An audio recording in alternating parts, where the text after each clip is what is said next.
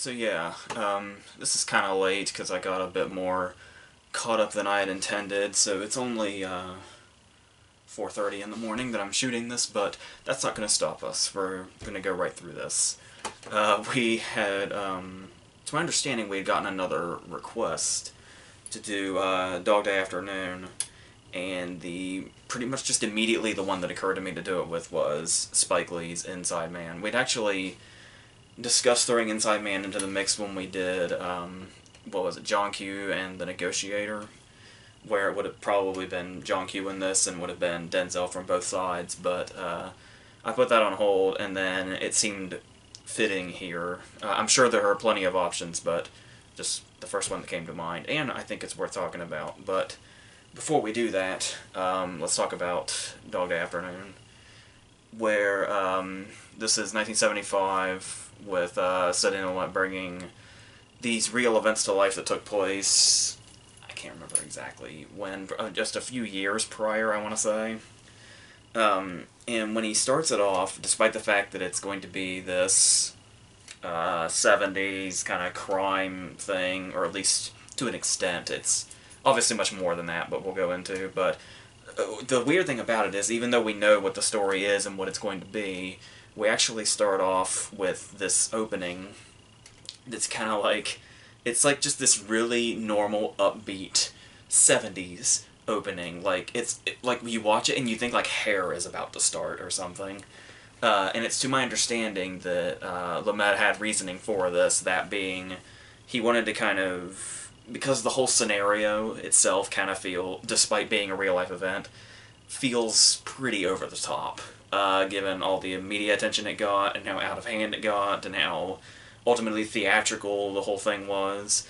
So he made this opening to kind of make sure we felt like we were set in like a real world, in like a real city with real people, before all the theatrics broke out, which is certainly a good way to start us off, if that's assuming that was the intent.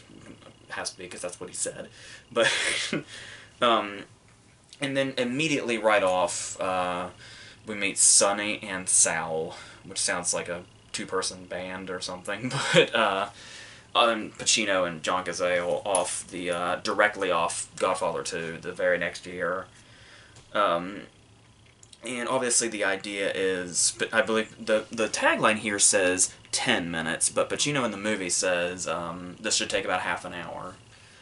Point being, it was supposed to take a really small amount of time, and it ended up taking hours the whole day, all the way into the night. And getting progressively bigger, when it was just supposed to be this very small, very quick operation for one particular task that, at this point in the movie, seems to be intentionally hidden from us. Or not so much hidden, but just not given to us yet. And we realize, what's really interesting to watch here are the roles that Sonny and Sal take on in regards to the heist itself. Because when it begins, Sonny's the one saying, you know, I'm Catholic, I don't want to hurt anybody, this is all, and he just seems kind of flustered about it, and like I said, he's very intent on getting it done as fast as possible.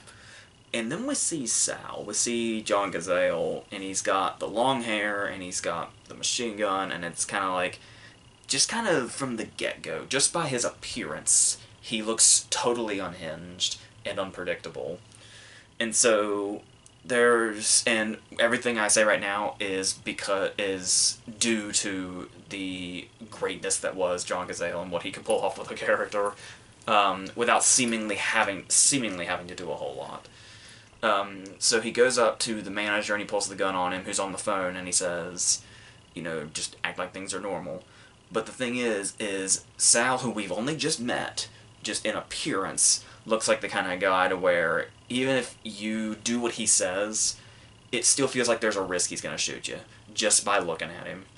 And then, he just looks kind of unpredictable. He just gives off that vibe, with Sonny being the more or less stable and trying to keep it under control.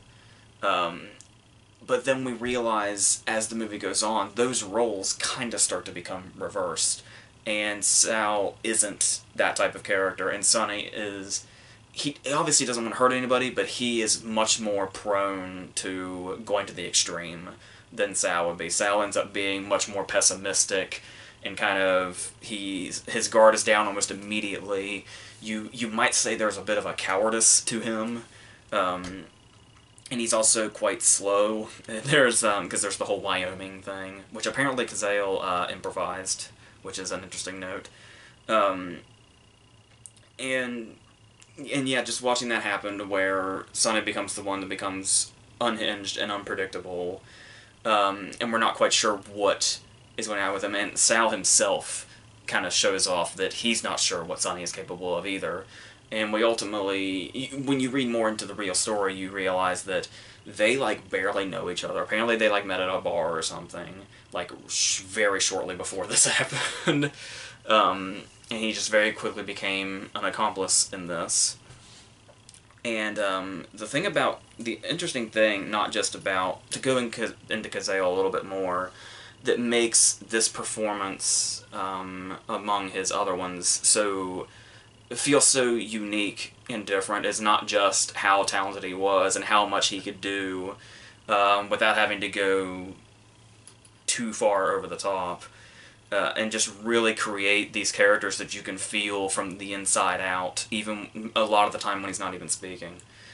And something I realized when I watched these movies with him, and I don't know if I ever mentioned something like this when I reviewed like the Godfather movies or the Deer Hunter recently, but it wasn't just that he didn't have that many movies. There were only 5, obviously, 3 of which won Best Picture, 2 of which were nominated. But the thing is you'll notice that 3 of those 5 were made by Coppola. The other 2 being Sidney Lumet with this, and then Cimino with The Deer Hunter. And 3 of these movies, the star was Pacino. And so even though some of these movies have pretty big casts in them, when you look at it from that way, it's kind of like, not many people got to work with him because he repeated so much. And so it just, what he has with Pacino feels so kind of, like, seeing him under, like, Lumet's direction is something that feels like this is, like, one of the only times we ever saw him not under Coppola's direction. And he's obviously got a much bigger part in this than he did in The Deer Hunter. And how he has that connection with Pacino, where a lot of his scenes in the Godfather movies are with Pacino. So while we get that interesting way of, Lumet was one of the few people that got to work with him with no previous background, he's like, a lot of his career has been Pacino, so there's that pre-existing thing when we go into this as well, and those two things kind of working together, it just makes it's just a very interesting thing to think over as you watch it, and what all these working together was able to bring out. And it makes you wonder if it had, like, how much of that had an impact on what we ended up seeing from him. So I've always found that interesting when I watch this particular performance, the way we're coming from both sides there, what he's used to and what he wasn't in his very short career. And yeah, this is definitely one of the performances that is most noted. It's probably his performance in Godfather 2, and then this. So, yes. And then going on that, this is probably arguable, but the interesting thing about this movie is how it's known for being, like, this kind of quintessential, maybe, I don't know if it's quintessential heist movie, I would call it a quintessential hostage movie, at least. But the thing about that is you see all the movies that it inspired down the road, and how a lot of them are like these suspenseful crime movies, and you come back to this, and this is a movie that really doesn't feel that built on the suspense of it. It's definitely kind of taking it more from, like, the human nature angle and kind of showing the real life and the real people, and kind of getting a natural reaction from its characters being in the situation, and not, like, trying to make itself some crime thriller or anything, which I always found really interesting. Obviously a lot of that probably has to do with, being a real life thing that took place, but still, they could have really kind of amped it up and overdone it, but clearly Lumet was not a director that would have done something like that. regardless of the fact that, you know, he did have many suspenseful scenes in his career for sure, and this one is not without it either, especially the end when they're all in the group and they're coming out and going to the car, and then we get to the airport. Especially if you know the story, even when you know if you know it's coming, it's probably more suspenseful for you. So, and you may just think they're very quietly getting away with it if you don't know what's coming, but there's still definitely a real tension there as it goes. And yes, that is Lance Henriksen driving them. Something I did not notice right away the first couple of times I saw it for some reason. It's really obvious now, but yes. And yeah, and going on that as well, like most of the memorable scenes in this are dialogue driven, because they're like a lot of it is the on the phone thing, but once again, it's not necessarily a suspense thing. It's more of watching Pacino just kind of get riled up and more frustrated and trying to get these demands met. And it's like he's got all these people at gunpoint. He's got all these cops and snipers surrounding him. He's got this whole spectacle with a crowd going on outside, and he's dealing with Leon and all that. But it's like the most frustrated I think Sonny is in this movie is talking to his wife. It's like, of all the things going on, it's like this is the point. This moment, talking to his wife on the phone, is where it feels like he's really getting pushed to his limit. Which says a lot about that whole human aspect and where all the different characters are coming from. And just kind of watching, it all kind of comes from watching Sonny crumble as these events go on. And then there are the moments, obviously the most famous scene in the movie, one of the most famous scenes in movie history. So much so that when I first saw this, it was actually at like a really young age, to where I wasn't really, my mind wasn't into like all the movie history and all that stuff, but it's like these scenes are just so specifically, like, I don't know, just ingrained immediately, that it's like, I remember as a very small child watching this and the Attica scene happened, and I specifically remember thinking, I'll bet this scene is like really famous. Like, I just have a feeling. And it's like, yes, and then sure enough, you can find that quote anywhere. Once again, it's hard to say if you hear that quote if it comes from real life or the movie, but there's a real good chance it's people doing a Pacino impression. 9 times out of 10 it's people doing a Pacino impression. Yeah, I was talking about the whole idea of whether you know what's going on or whether you don't, and how that affects how you're viewing it. And the very interesting thing about this movie is that you can take it from both approaches. Like, if you don't know the full story, there's certainly a benefit from a dramatic standpoint. How the fact that you don't know why he's doing this at first, and then when it becomes kind of revealed to us, not only his sexuality, but the whole subplot with Leon about he's doing this for the surgery, and then but then once you realize what it is, or if you go into it already knowing what it is, you can take Sonny doing this in general from an emotional standpoint, as opposed to one to where you're kind of wondering what's going to happen next and what direction it's going to go, and you're thinking about the drama and the urgency of it all. But then once you really get to know it, then you can really start to see from Sonny's perspective, and it makes you kind of see the movie in an entirely different way, and really gives it another identity than just, you know, heist / hostage movie or whatever. Yeah, while we're speaking on that, it's worth noting that people have been, over the years, as they continue to discover these movies and the awards outcome, people are very confused as to how John Cazale in these 5 movies was never nominated for an Oscar, because it's always almost seems like it was an intentional exclusion, because you look at Godfather 1 and it's like it got 3 supporting actor nominations with Pacino, Duvall, and Caan, and then you look at Godfather 2. Once again, 3 supporting actor noms, but it was De Niro, Michael Vigotto, and Lee Strasberg. And then you look at Dog Day Afternoon, and Sarandon got nominated instead, despite having a much smaller part. But I do totally understand Serena's nomination here. Not necessarily as a replacement to Gazelle, but just as an individual performance and nomination. I totally get it. Because what he does here is, and it's very clear with the part that he's playing, and his mannerisms and the voice and all that, that this very easily could have been a stereotype. Like, really, really easily. Like, you can tell he's, like, really on the line.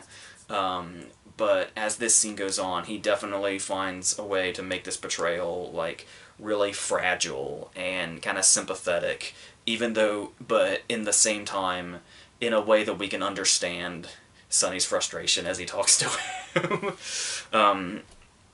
And as this also goes on, we can really see the kind of love between them. I almost want to say love-hate, but obviously we really get in a sense of where Sonny's coming from and how much this is coming from the heart, this whole situation, and everything that plays out in the movie because of it. And it's incredibly well done, and it's and that also kind of goes into when he's addressing Leon, when he's writing up his will, is like one of Pacino's strongest scenes in the movie, and that's saying something, because like the movie is just like a whole array from beginning to end of some of Pacino's greatest stuff, which once again really says something. But another thing I really like about the phone call with Leon is that it's actually a really an incredible example of how to do exposition without making it blatant. When we basically, through this phone call, just very naturally in the conversation, get like Leon's whole backstory, and as it leads up to us realizing exactly what's going on here and what all the motivations are, and it's just so kind of seamless in the dialogue, but we get so much information. And this is like this is one of the scenes you absolutely want to watch if you're gonna write exposition, and you want to make sure that you're not just doing it very down the line and making everything bland around it. This just goes right into it and gives us everything we need to know in a perfect way. And on that as well, we obviously have to combat the seriousness of the movie and all of its subjects with like there are light moments here and there. Like there are moments of contentedness, like when the hostages actually ultimately get relatively comfortable. They realize they're hostages and nothing's going to blur that line, but they're able to kind of get comfortable and laugh in certain situations. It seems like they're actually starting to get excited about getting on the plane after a while. There are moments like the very beginning when Sonny and Sal have the third guy with them, and he just immediately quits. it's kind of funny in itself. And his initial idea is to take the getaway car home. And it's like this. So Sonny's just surrounded by fucking morons when it came to planning this job. Which is how we ultimately kind of got in the situation. But then there's also those moments where it's like, they're even kind of hard to identify specifically because the humor comes so naturally to the situations, and it doesn't feel like they're just kind of written in for the sake of being, like, relief in the middle of it, or to relieve tension or whatever. So that's obviously really well done. And speaking on, like, you know, like, reactionary and, you know, human nature and all that, and how everything feels very like a human reaction to the situation. One that particularly stands out to me is when, after they all get in the car towards the end and they're on the way to the airport, just, Pacino's delivery of, "Oh fuck, we did it." That might be one of the more humorous lines in the movie to me. I don't know if it's his delivery or what it is, but regardless of its ability to do that as well, it does feel like, regardless of the fact that this ends with, a bank robber being killed and a bank robber being arrested and sent to prison for 20 years, we've gotten to know them so well and know their predicaments and sympathize with them enough that, and see their humanity so much that if the ending feels more like a tragedy than anything else, regardless of the situation. So that's the way they were able to pull this off is definitely why, obviously, a lot of heist movies down the road, especially, once again, more ones that are more like hostage movies, there's always a Dog Day Afternoon reference, or the movie's going to be compared to Dog Day Afternoon, and I think it's pretty clear to see why. Not to mention that, going on Lumet as well, that this movie also clearly touches on, like, the spectacle and the media and the absurdity of it all and how much it gets blown up. Felt like the perfect precursor to the fact that the very next year he'd be making Network. So it just flows very nicely into that in regards to his whole filmography. And obviously, it did very well Oscar-wise. Picture nomination, director nomination, actor nomination. Obviously, they all lost to One Flew Over the Cuckoo's Nest. I love Dog Day Afternoon, but it's One Flew Over the Cuckoo's Nest. I think we get it. We don't have to say it was totally robbed and get pissed off or anything like that. You can get pissed off that Sarandon lost to George Burns for The Sunshine Boys. That was clearly a... George Burns is so old, even though he's still going to live another 20 years. Let's give him one. And it's, I think we all would have picked Brad Dourif that year, but that's going back into Cuckoo's Nest, which I already talked about, so it doesn't matter. Yeah, I was talking about all this writing. It did win, weirdly enough, original screenplay, despite being based on an article. I'm not quite sure how that worked. I'm sure the rules in '75 are probably different than they are now. That they certainly wouldn't get away with that now. So I don't know. I'd have to look more into that. But yeah, it did win original screenplay though, which is nice. So it's almost like they really wanted to give it a win. So it's like we'll brush the article thing under the rug and give it original screenplay because One for the Cuckoo's has already got adapted, wrapped up. So it's like, let's give it something. We have to give it something. So that's what they did, and that's a really good one for it to have because that's probably its strongest point. And once again, when you got Pacino's working here, you got Lumet's working here, Cazale, all that stuff. That's saying a lot. I do think the writing is probably the strongest point. So I am so sorry. The guy's name totally slipped my mind. Frank Pearson. Yeah, sorry. Was the screenwriter. So yes. Now we're gonna take things in a different direction. But as I was saying, Inside Man. It's got a Dog Day Afternoon reference. What was her name? Marsha Jean Kurtz, who is the older woman in this that Denzel and Chiwetel interrogate, was one of the tellers in Dog Day Afternoon, so definitely a connection here. And so this movie, 2006, opens, and it's this very memorable opening scene, certainly one of my favorite scenes of 2006 back then, of Clive Owen talking directly to us and saying, you know, my name is Dalton Russell, pay strict attention because I choose my words carefully, I never repeat myself. I used to know that whole speech, like, the whole thing, way back then. And immediately Clive Owen says, you know, like, this is my commanding presence. He's still got his Sin City voice from the year before, and he's laying everything out, but at the same time, not really. And watching it these days, I don't know that the opening quite holds up because we have had a whole bunch of movies like this, and it does kind of set off that the dialogue sets off nothing to do with Owen's delivery at all. Owen's amazing in this, but the dialogue, the way it's written, has very much a vibe of the look how clever we are thing. The thing that I still blame Soderbergh's Ocean 11 for putting back into the mainstream. And it's something everybody wanted to do, the look how fucking cool we are with our heist movies thing. And it's one of those things where you watch it back, and I'm not sure, because I've seen like 9,000 more movies than I did in 2006. I don't know that I would be like more savvy to it or what, but it's like the ending tends to blow people away if they haven't seen it before, or at least it did in 2006. But watching it back nowadays, I just think they literally are telling us everything in the opening, and I can't tell if that's super duper clever and they're getting away with it, or if it's like, if I were to see this for the first time today, that's exactly what I'd see. It's like, they just told us the fucking ending.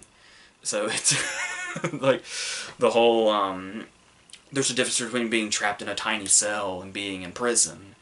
And it's like, dude, you're just telling us. So I'm having a hard time distinguishing if that would still hold up today. Like, if still they get away with that. But I guess what I need to do is show it to somebody who hasn't seen it yet. But I don't know anybody that hasn't. So it was very popular in our circle when it came out in theaters. So that's hard to say. And they even go into, like, when Christopher Plummer is talking about his safety deposit box. And it's kind of like through the whole movie, the twist is just being completely laid out right directly in the open. Once again, kiss of death or fucking genius. It really just depends on the audience member, I suppose, if you pick up on these kind of things. Which, like I said, nowadays people will probably be much more likely to. And yeah, they do play it up like it's a big deal, like they're all smart and shit.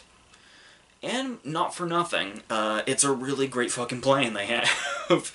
The whole him staying behind, there's the whole putting everybody, robbers and hostages, in the same clothes. There's knowing when to bug the cops and knowing when you're being bugged by the cops.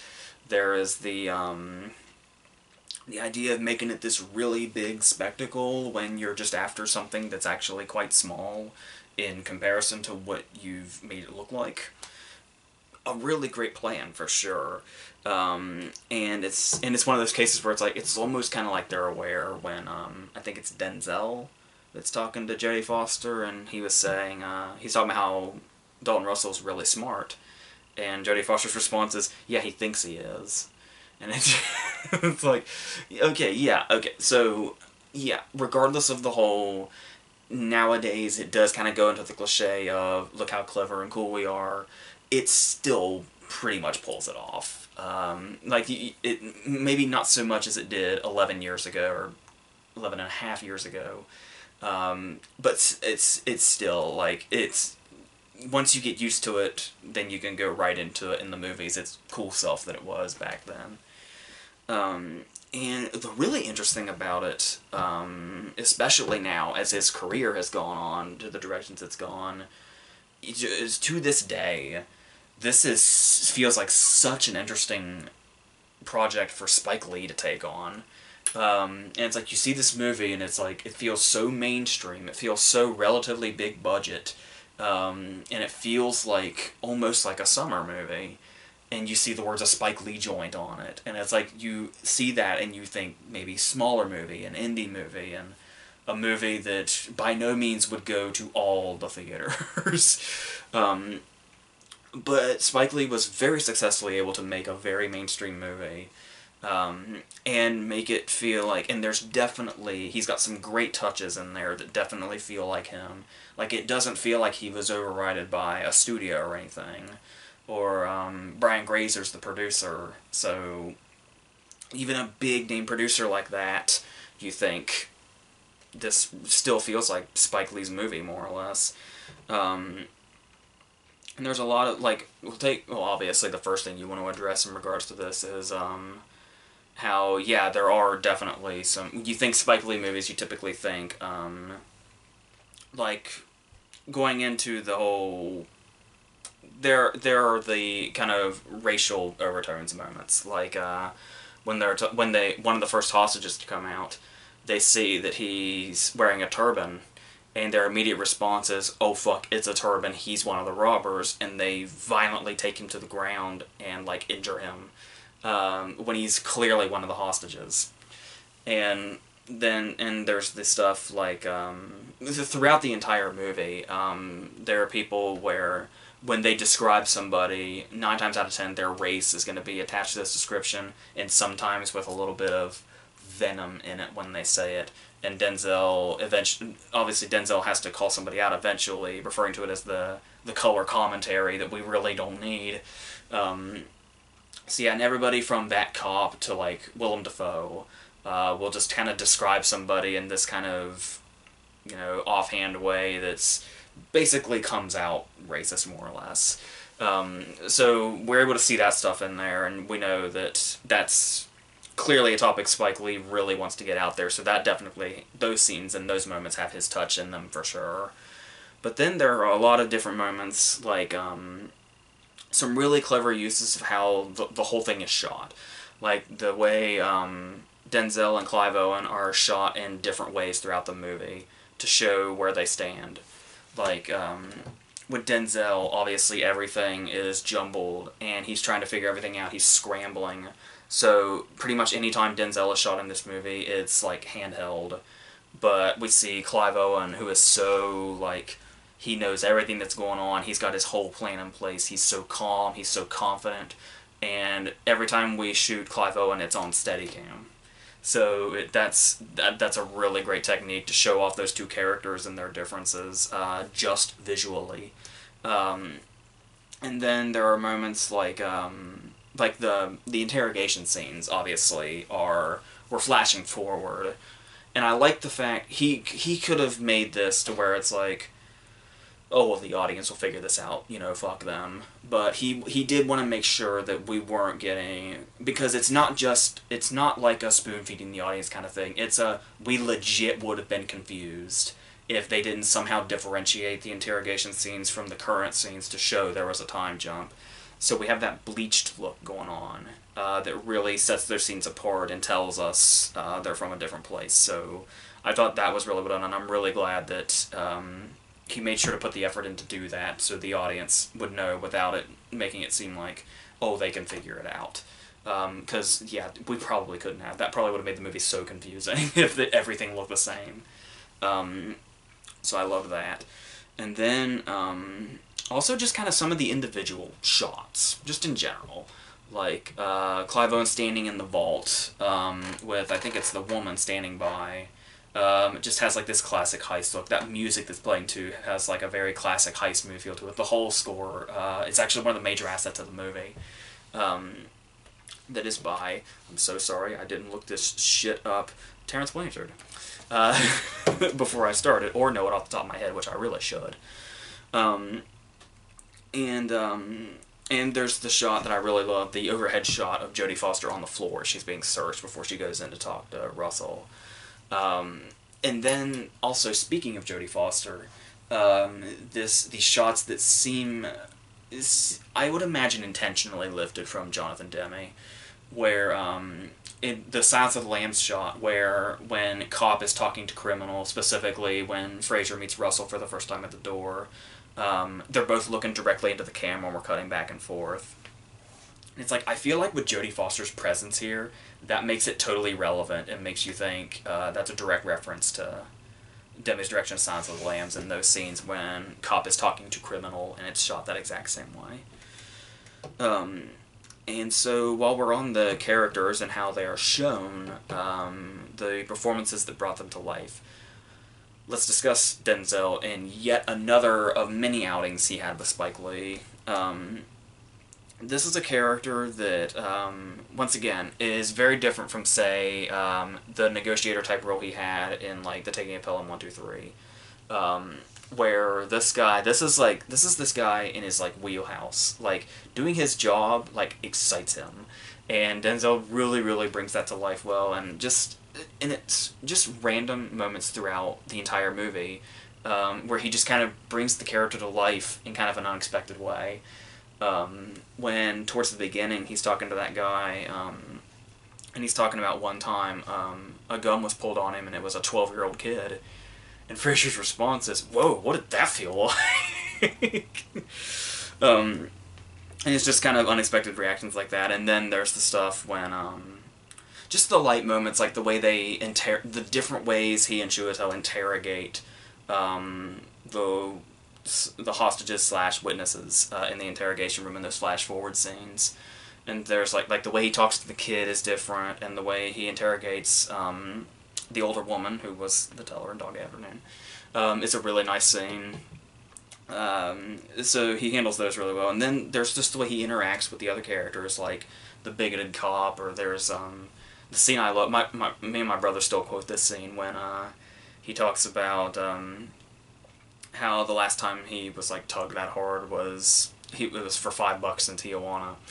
And this whole thing that's going on, that stops Willem Dafoe dead in his tracks, and he just asked $5? Like, that's it?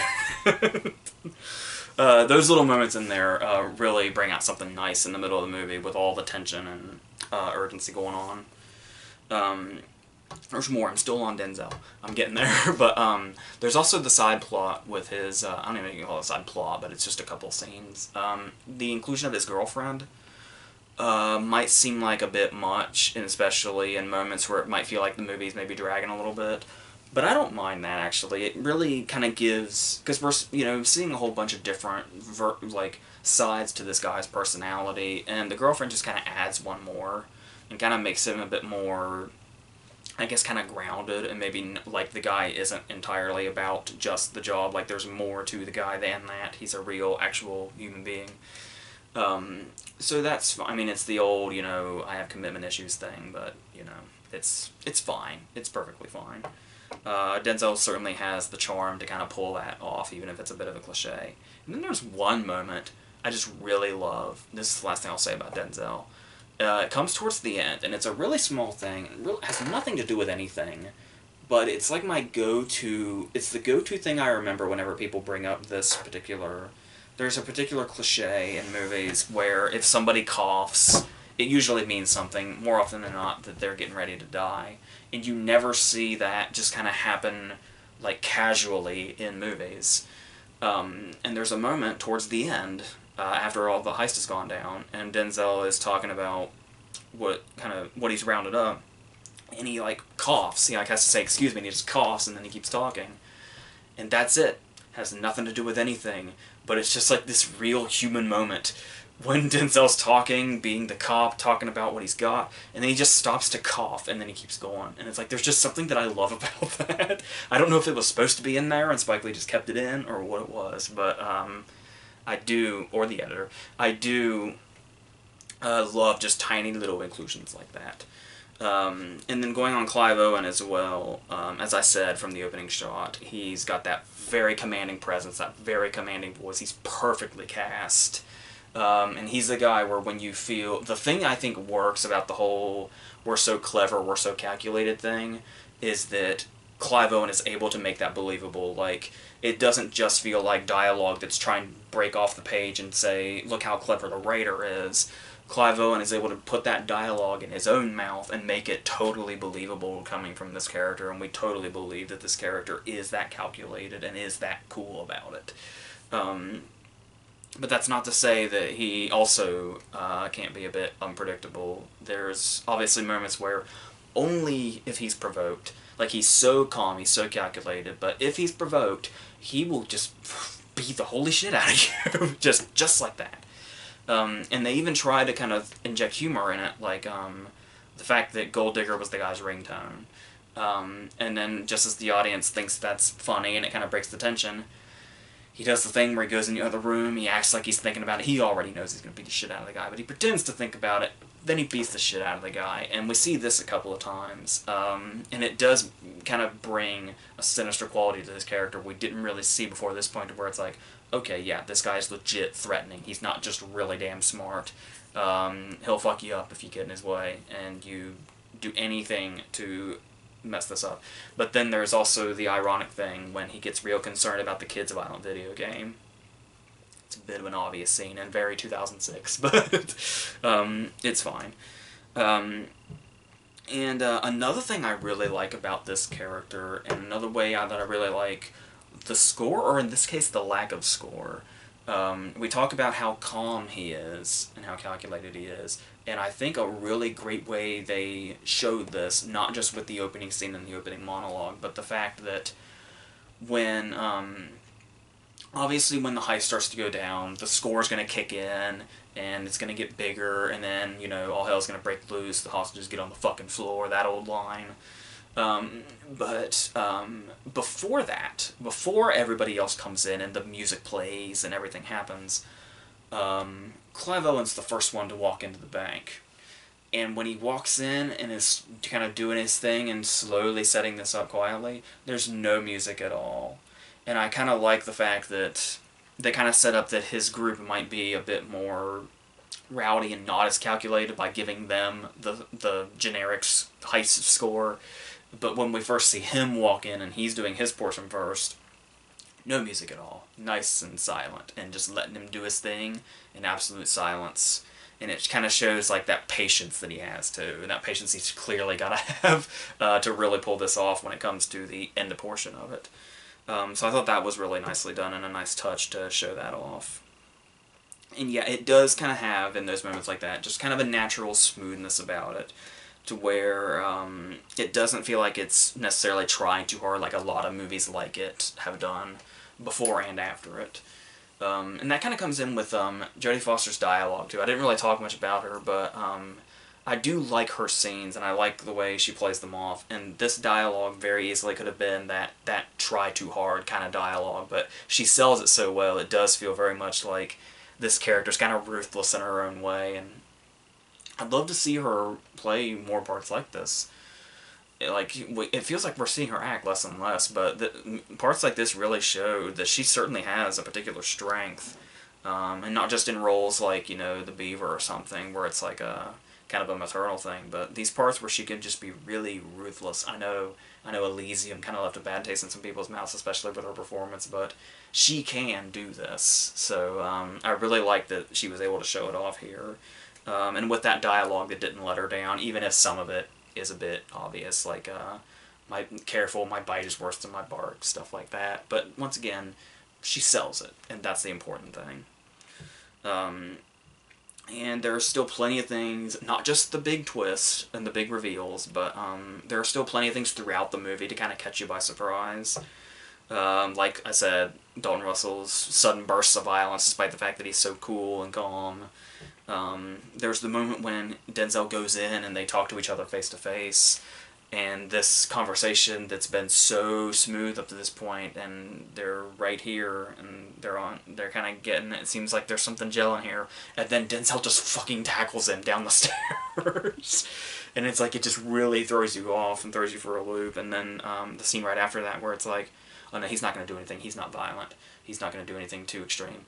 And then he shows the video of him shooting the dude in the head, which, once again, is a surprise in itself because it's staged, but yeah, still always kind of throwing the surprises in there before the big one, so I always really appreciate that too. And obviously we've got, you know, supporting turns from the likes of Christopher Plummer, like I said, Willem Dafoe, Chiwetel, all bringing it together in a nice way and kind of adding some character and some spark in the background of these scenes, oftentimes humor, and it all works really nicely and brings about this nice little heist movie that's just this, yes, this very good little package of not necessarily too showy, but still kind of a nice, showy kind of thing you're looking for in a movie like this, which is great. But I mean, you know, this always comes down to choosing one or the other when we end this. There's always an unfair advantage when there's a classic involved, and the one where there's this, and then everyone just builds on it from then on. But this is where we're at. When all these were built, this is the floor, and the floor is what holds everything up and why everything is able to stand here. So yeah, so it feels unfair to say, fuck you, Inside Man, Dog Day Afternoon is Dog Day Afternoon, but, I mean, yeah, we get it, so that's what that is. We are going to continue with Pacino and Sidney Lumet, but we're going to go back a couple of years. Now you know exactly what it is. The question is, what's the other one? And that's, I guess, going to be a bit of a surprise, but yes, it's one I've been wanting to do for a while, too, so that should be fun.